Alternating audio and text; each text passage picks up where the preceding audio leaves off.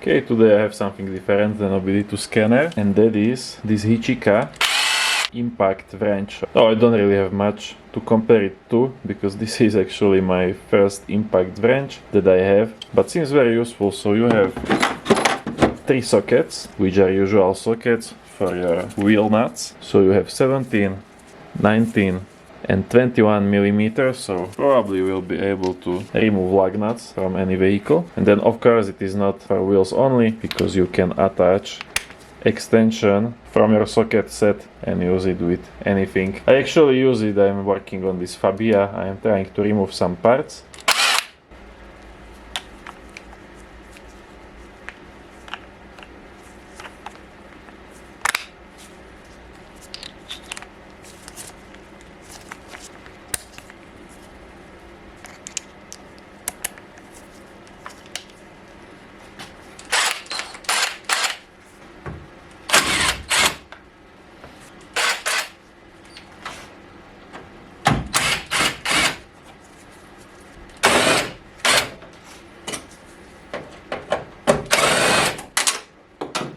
So I have been playing with this for about past 2-3 hours.